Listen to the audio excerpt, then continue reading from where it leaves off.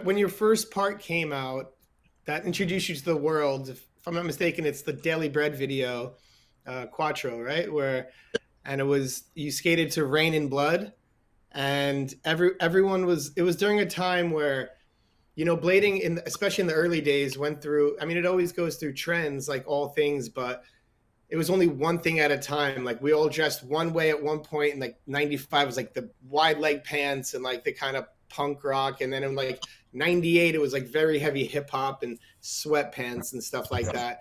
And you kind of came out and was like the first person. You're the first person I ever saw skate to Slayer, which is super tall order.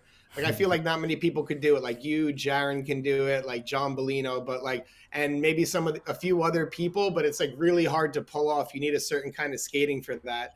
So what was that connection? Was there always a connection between like your love for metal and rollerblading? And how was that received by the rollerblading community and the people you were working with at that time?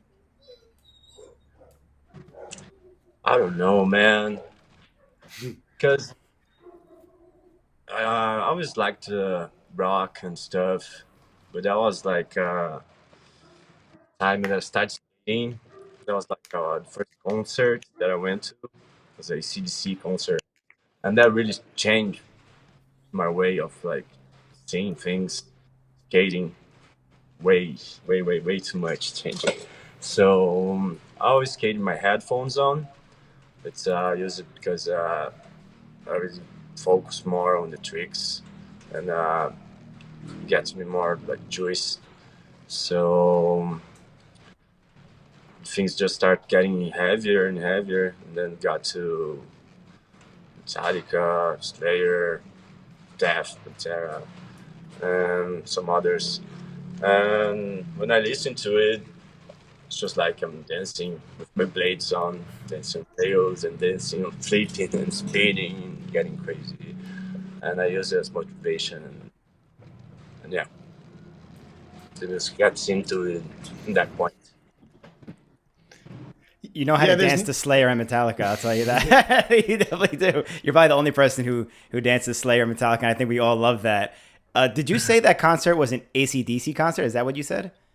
Yeah, So my that first would big concert, ACDC. pump that's anybody sick. up like crazy. I've watched so many live ACDC shows on like YouTube and stuff with like 50,000 people crowds. But you said that got you like pumped up to skate. Was it just the motivation of just because anybody who's been to a concert knows like what you feel when you're at a concert, like you leave getting pumped up. Was it just that made you want to skate harder? Was it something else about the concert experience that made you want to skate a certain way? Yeah, just the experience of the concert, all the aggression from the guitars, and there's like all the crowd going insane, mosh pit, and and all that stuff. It just put up some energy inside you, and whatever you listen to the music after you went to a concert, and then just remember, basically feel it again, and it makes you makes you happy to skate, and you just remember good times and rock it out. Yeah. Yeah, there's totally something that music does to you when we're skating. If you're listening to it, if you're in the gym, if you're like riding the bike like long distance, it just gives you that extra burst. And depending on like what the music is depending what kind of style you're gonna bring to skating. Like if you listen to some hip hoppy stuff, you're more bouncy. If you listening to some metal stuff, you're like you just got that energy to like let's rip, like let's tear it down. um, yeah, I used to watch your FOR section. I want to get into all your sections, but I used to watch your FOR section before I was filming for like the Mind Game video back in the day. And I just used to fast forward, just watch that section, the Nirvana Sappy section, Hmm. which we're gonna I'm sure watch after this in the section commentary. But and just like watch that and then just that music and the skating, I would just like bring that with me. It's just some of the highest level, highest energy stuff. But That footage is online, by the way. I think, Billy. I think I have like, remember the old videos I used to make? yeah, There's like footage of us at your mom's house, and I think you were sitting there watching Carlos's section on TV. But yeah, and you were like studying it too, like super focused. Like I remember those days clear as day. You know, like just watching your section, Carlos, in that video, and just how hyped it got everybody to skate. And Billy, like you said, used to watch that section all the time, just get hyped up for filming for whatever video it was. I guess it was Mind Game at the time. yeah, yeah. Um, That's good to hear. yeah. Thank you, man. But yeah, so let's talk about. I want to get into your other parts, but before we do, how did you end up meeting with the FP crew, like Joe Navron and Josh Petty? Because, like I said, during that time in rollerblading, it was like very hip hop heavy trend, and their crew was like very like hip hop based and in the fashion and in the approach to skating and the music they used to their edits. And then here you are, this like super metal guy from Brazil, like listening to Slayer. So, how did that connection happen? Man, wow, I cannot remember exactly. I think it was in some contest. Maybe it was the Nice, the or no, the Carnatic trick maybe. Yeah, I think the Arrow one with Disaster Fast Slide. There was the looping, and I think I had already met like Aaron and all the other guys, Shar on the street and parks. But then I met Job Navran, and he asked me if I want to do a section, and that he liked the way I skated and on the quattro, and that I could stay with him and film for an edit. And I was just like, whoa, this is kind of unbelievable Yeah. to skate with FP guys. At the time, I was in San Diego, and then I could not say no. I just went for it, and it all came out fucking nice. Yeah, I gotta say, like, one of the things I appreciate about not only the FP guys, but a lot of the people who made videos back in that time, they had like themes behind it. And you were kind of they kind of made you to act in some of these things, you know. And in Fruit Booter, famously, when you attacked Frankie after he called you a fruit booter and you attacked him and put him in. Oh no, you were attacked. Yeah, You called Frankie a fruit booter.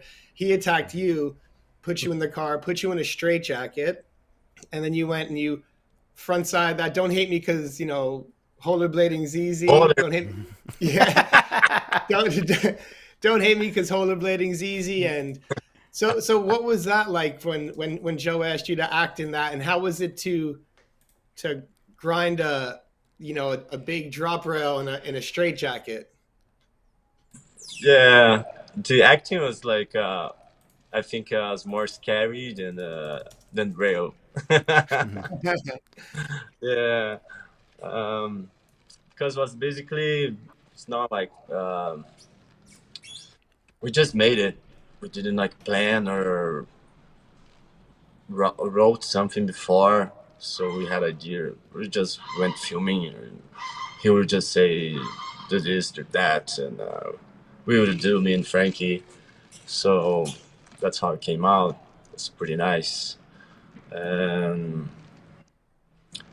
then that was the straight jacket, and that was like I don't know what was going on. I don't know if it was Halloween or something. And we came up with the idea, me and Joe.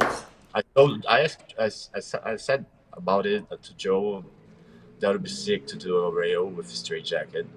And he was like, oh no, are you kidding me? Something like that. I was like, fuck yeah, let's do it. And then he went to get one, to rent one. And then we did it. I did a bunch of times without it, just with my arms crossed. So just to make sure that would happen. And the only thing that you cannot do when you try with someone that's like falling forward, basically. Yeah. So I think when I put the straight jacket, it was like the third try, because the 2 times like I roll away and fell on my ass, and that was it. It came out nice. What was it? A real straight jacket? Yeah. No way. You thought it was fake the whole time? I thought it was real. I thought it was a long sleeve white shirt for some reason. Nah, it was a straight jacket. He got in I don't know, he rented. What? So legit tied up. I was gonna ask whose idea it was, but you went through that. That changed my whole. I swore. Wow, that's what's up. So there was no practice on anything small. You went straight to like a 20-stair drop rail with that. You didn't practice at like a skate park, a small rail, nothing. No. That makes it so much more wild. I always thought that, like Billy thought it was a fake straight jacket. I thought you at least like practiced it somewhere first. But the fact that you just go straight to a 20-stair drop rail or whatever and send it in a straight jacket is just as crazy as the concept itself. Hey, let me tell you something. I got one right now, my own. You have a straight jacket now? Yeah. Just in case. Damn, we got something coming. And you know what's funny? That spot, the fact that you guys, Austin, have you ever been to that spot? That's that white rail, right? The white drop rail. The fact that so many clips have gone down at that spot is ridiculous. Like that spot sucks. Like it's just like the worst drop rail with the yellow pole at the end. Yeah, there's like a yellow pole at the end where you could just like impale yourself. It's just like it's high, it's steep. It's just like not the best drop rail to skate. But these guys all killed it, and I don't know why I liked it, because it's kind of square, but it's kind of rounded, and it's really fast. Yeah, and how the rail is like it's high, and I don't jump that high, so I have to go fast. Yeah, it's basically a little disaster. So I really enjoy skating the rail. It was pretty cool. I think I skated more the drop rails than the rail in the middle. That's kind of perfect. I feel like a lot of spots in the 2000s were like that. It was a lot of why the hell did we skate that type of shit that was going on back then, you know? Yeah. definitely.